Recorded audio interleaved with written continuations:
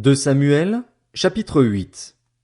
Après cela, David battit les Philistins et les humilia, et il leur prit le contrôle de leur capitale. Il battit les Moabites et il les mesura avec un ruban en les faisant se coucher par terre. Il mesura 2 rubans à mettre à mort, et un plein ruban à laisser en vie. Les Moabites furent asservis à David et lui payèrent un tribut. David battit Hadadézer, fils de Rehob et roi de Tsoba, lorsqu'il alla rétablir sa domination sur l'Euphrate. David lui prit 1700 cavaliers et 20 000 fantassins. Il mutila les jarrets de tous les chevaux de trait pour ne conserver que 100 attelages. Les Syriens de Damas vinrent au secours d'Hadadézer, le roi de Tsoba, et David battit 22 000 d'entre eux. David posta des garnisons chez les Syriens de Damas. Les Syriens furent asservis à David et lui payèrent un tribut. L'Éternel protégeait David partout où il allait. David prit les boucliers en or que portaient les serviteurs d'Hadadézer et les amena à Jérusalem. Le roi David prit encore une grande quantité de bronze à Béthar et à Bérotaï, villes qui appartenaient à Hadadézer. Toi, le roi de Hamath, apprit que David avait battu toute l'armée d'Hadadézer, et il envoya son fils Joram vers le roi David pour le saluer et pour le féliciter d'avoir attaqué Hadadézer et de l'avoir battu. En effet, Toi était en guerre contre Hadadézer. Joram apporta des objets en argent, en or et en bronze.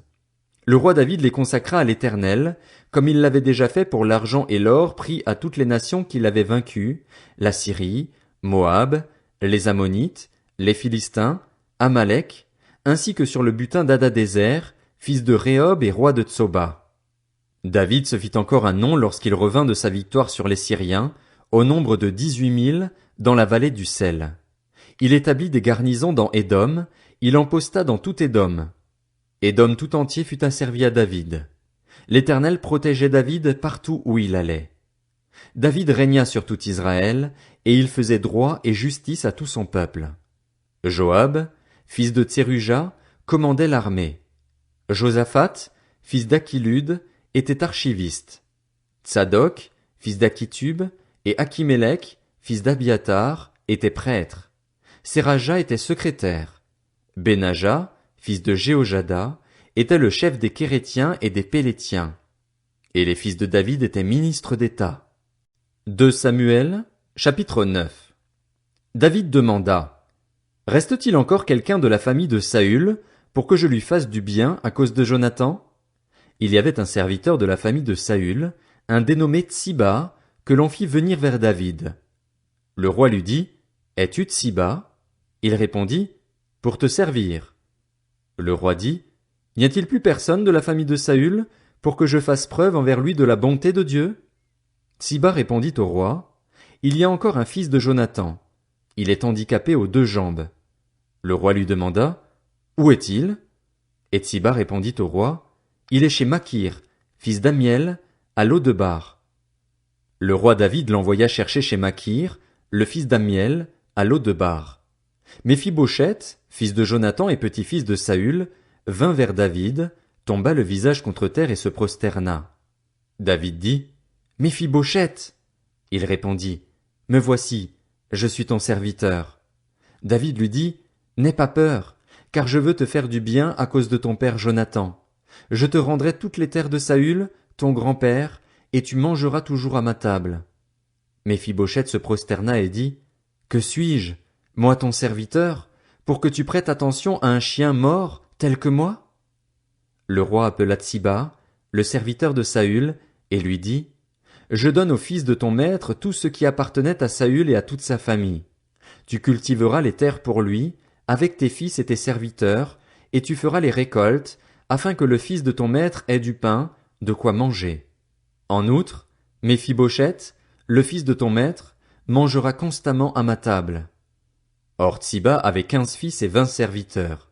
Il dit au roi: Ton serviteur fera tout ce que le roi mon seigneur ordonne à son serviteur. Méphibosheth mangea donc à la table de David comme s'il était l'un des fils du roi. Il avait un jeune fils du nom de Mika, et tous ceux qui habitaient chez Tsiba étaient à son service. Méphibosheth habitait à Jérusalem, car il mangeait constamment à la table du roi. Il était estropié des 2 pieds. 2 Samuel, chapitre 10.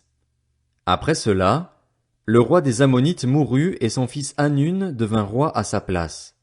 David se dit, je vais montrer de la bonté envers Hanun, le fils de Nakash, tout comme son père en a montré envers moi. Et il envoya ses serviteurs le consoler au sujet de son père. Lorsque les serviteurs de David arrivèrent dans le pays des Ammonites, les chefs des Ammonites dirent à leur maître Hanun, penses-tu que ce soit pour honorer ton père que David t'envoie des consolateurs?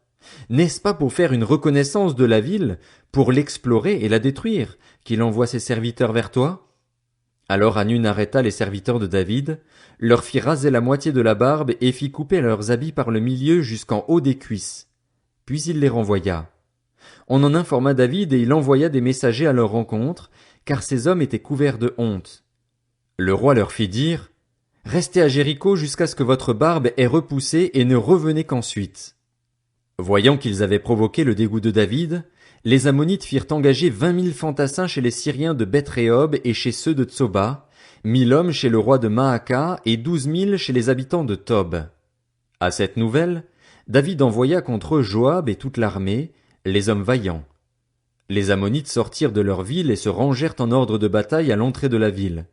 Les Syriens de Tsoba et de Rehob ainsi que les hommes de Tob et de Maaka étaient à part dans la campagne. Joab vit qu'il avait à combattre par devant et par derrière.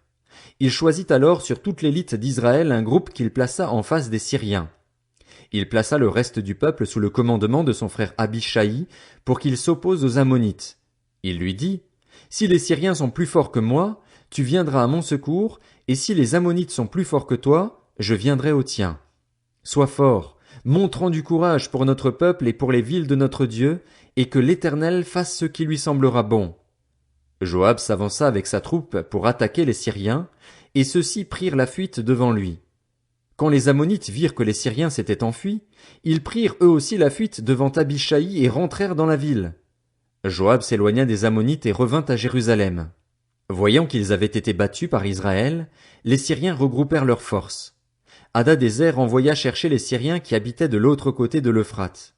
Ils arrivèrent à Élam, avec à leur tête Shobak, le chef de l'armée d'Hadadézer. On l'annonça à David, qui rassembla tout Israël, passa le Jourdain et vint à Élam. Les Syriens se rangèrent en ordre de bataille face à David et combattirent contre lui, mais ils prirent la fuite devant Israël. David tua parmi eux l'équipage de 700 chars et 40 000 cavaliers. Il frappa aussi Shobak, le chef de leur armée, qui mourut sur place. Tous les rois soumis à Hadadézer, se voyant battus par Israël, firent la paix avec les Israélites et leur furent asservis. Quant aux Syriens, ils n'osèrent plus se porter au secours des Ammonites.